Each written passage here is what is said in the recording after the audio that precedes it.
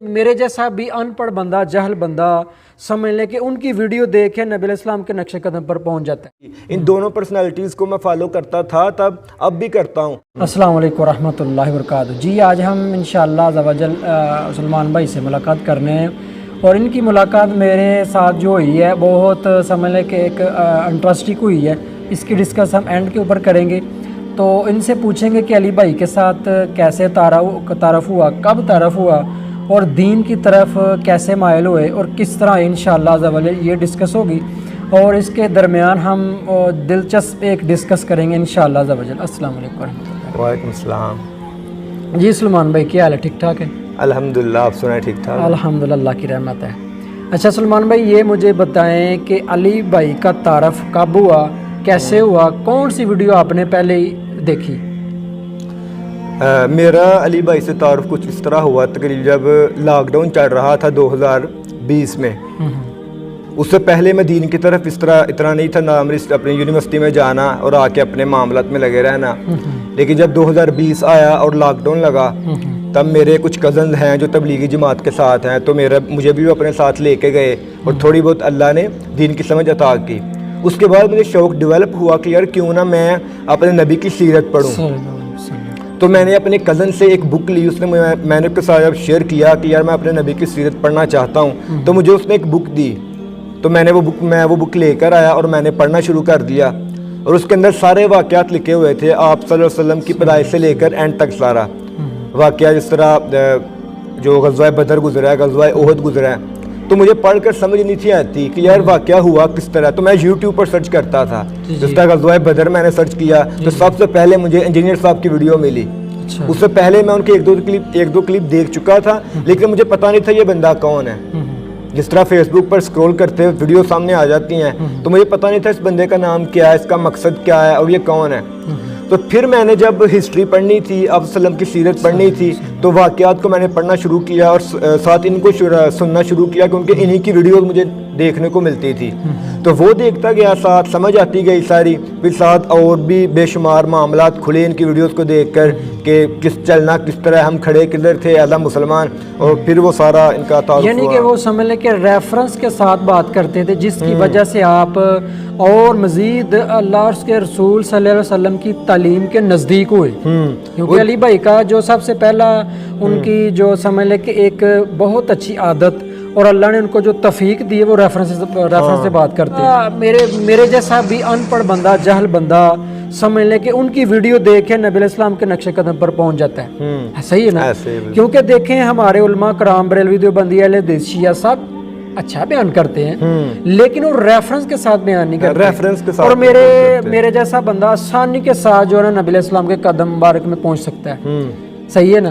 تو اچھا اس کا مطلب ہے کہ علی بھائی کو سننے کے بعد آپ نے اور مزید تحقیق کی، اور دین اسلام کو اور اسٹڈی کیا، اور نزدیک گئے نبی علیہ السلام کے قدموں میں۔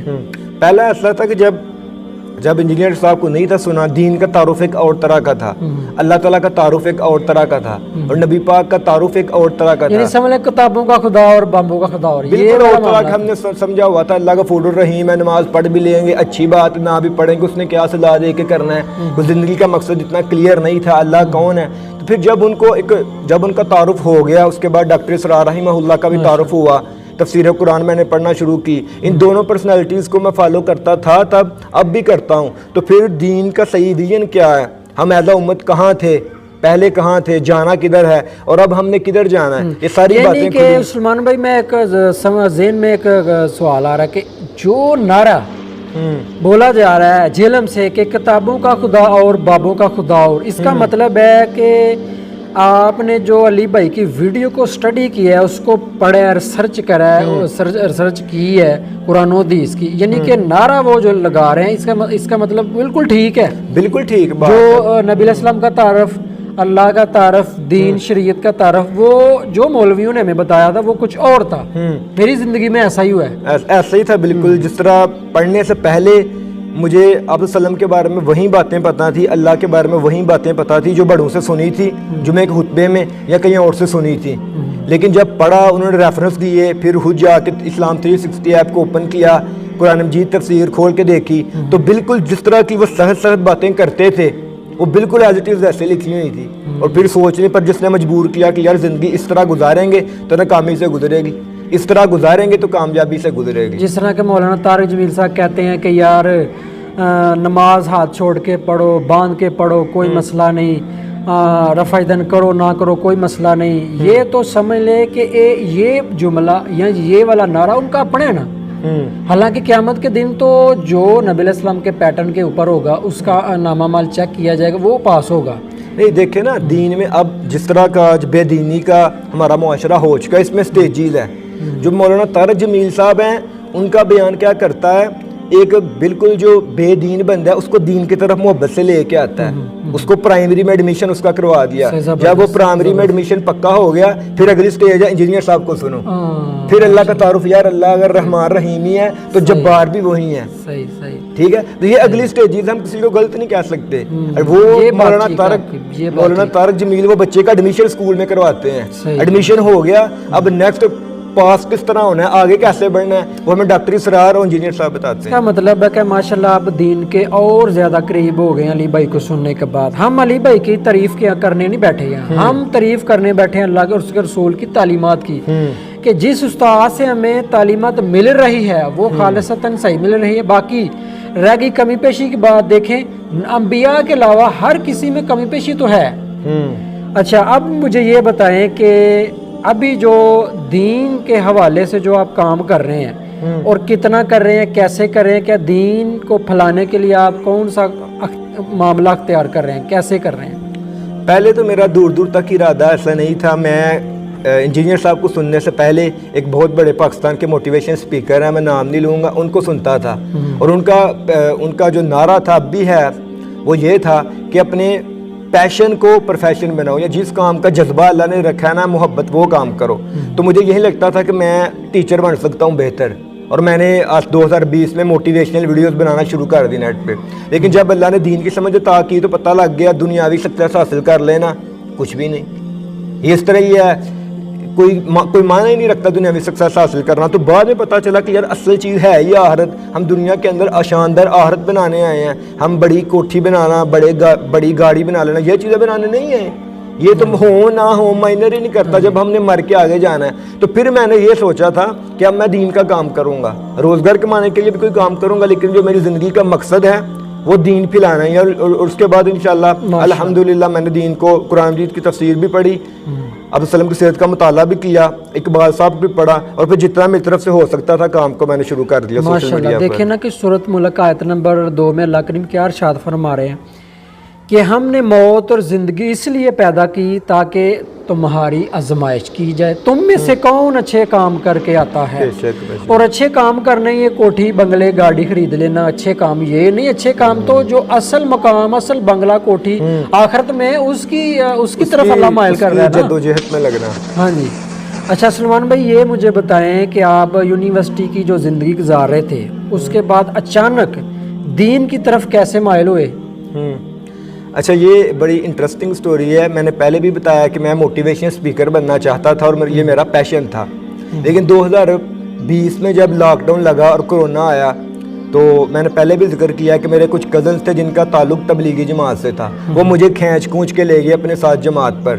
وہاں جہاں جا کر پھر میں نے غور کیا یار آج میں ان کی بات سنتا ہوں یہ کہتے کیا ہیں. پہلے تو جب بھی میرے پاس وہ آتے تھے کہ یار ہمارے ساتھ وقت لگاؤ 3 دن 10 دن، میں کوئی نہ کوئی بہانہ لگا کر ان کو ٹلکاتا تھا، بھیج دیتا تھا. لیکن جب وہ لاک ڈاؤن لگا ان کو پتا تھا کہ یونیورسٹیز آف ہیں، انہوں نے اتنا میرا پیچھا کیا کہ میں اس نیت سے ان کے ساتھ گیا کہ میں 3 دن لگا لیتا ہوں، پھر کم سے کم 5 مہینے یہ مجھے تنگ نہیں کریں گے. وہاں جب گیا تب جماعت کے ساتھ بڑے مختصر سے لوگ جاتے تھے 4-5، کیونکہ حکومت کی طرف سے پابندی تھی. تو وہاں جا کر پھر میں نے ان کی بات کو سننا شروع کیا اور اللہ پاک سے دعا بھی کی کہ کون سی ایسی قیمتی بات ہے جو ان کے پاس ہے اور میرے پاس نہیں ہے، سمجھ عطا فرما دیں. تو پھر وہاں جا کر اللہ نے میرے دل میں نا دین کیا ہے، دین کے مطابق زندگی کس طرح گزارنی ہے، دین کی حقیقت کیا ہے، وہ اللہ پاک نے کھولنا شروع کی اور پھر آہستہ آہستہ زندگی بدلتی گئی. ماشاءاللہ جزاک اللہ. میں سلمان بھائی سے ابھی ملاقات کی تو سلمان بھائی نے مجھے سب سے پہلے یہ بولا کہ سلمان بھائی اٹھے چلے پہلے نماز پڑھے. تو میرے ذہن میں تھا نماز کا، لیکن سلمان بھائی نے مجھے خود اٹھایا ہے کہ افضل بھائی چلے نماز کے لیے. تو دیکھیں ماشاءاللہ کہ نماز کی دعوت دینا اور نماز کو پہلے اہمیت دینا یہ بہت بڑی کامیابی اور بہت بڑا ایمان والا جو ہے نا بندہ وہ ہوتا ہے. تو دیکھیں ماشاءاللہ سلمان بھائی سے ہم نے ڈسکس کی بہت ہی اپنا دلچسپ, اور ان کی ملاقات کا جو میرے ساتھ واقعہ ہے وہ چھوٹا سا یہ ہے کہ میری گاڑی کے پیچھے ایک پمفلٹ رکھا ہوا ہے, بول وہی جو حق ہے ٹائم قیامت تک ہے. تو ان کے دوست ہیں اپنا علی نعمان بھائی, تو وہ نا میں بھی اور وہ بھی ایک ہی مسجد نماز پڑھ کے نا تو نکلے ہیں باہر, تو وہ میرے سے پہلے باہر آ گئے تھے. تو وہ گاڑی کے پاس کھڑے ہو گئے ہیں, تو وہ دیکھ رہے ہیں کہ یار یہ جو پمفلٹ لکھا ہوا ہے نا یہ علی بھائی کا اسٹوڈنٹ لگ رہا ہے. تو میں باہر نکلا, میں نے چابی لگائی, تو چابی لگاتے لگاتے نعمان بھائی نے مجھے سلام کیا اور پوچھا کہ کیا علی بھائی کے اسٹوڈنٹ ہے. میں نے بولا جی ہاں. وہ بولنے لگے کہ میں بھی الحمدللہ علی بھائی کا اسٹوڈنٹ ہوں. تو اس طرح میرا سمجھ لے کہ ان کے ساتھ جو انہوں نے بتایا کہ میرا بھی ایک دوست ہے. ہاں جی, تو انہوں نے بتایا کہ سیالکوٹ میں میرے دوست ہیں اپنا سلمان بھائی. میں نے بولا ٹھیک ہے ان کے ساتھ بھی رابطہ کریں. تو آج ان سے بھی ملاقات کرنے ہیں. تو دیکھیں ثواب کیا بنا ہے. ایک چھوٹا سا پمفلٹ ہے جو میں گاڑی کے اوپر لگایا, تو وہ گاڑی نے ہمیں ملاقات کروائی انشاءاللہ عز و جل. عداوت مجھے سے کیوں اتنی, میں تو قرآن کا داعی ہوں, رسول اللہ کا وارث صحابہ کا سپاہی ہوں. مجھے ہے کفر سے نفرت, میں تو حق کا فدائی ہوں. زمانے کے ہر ایک ظالم ہر جابر سے لڑتا ہوں.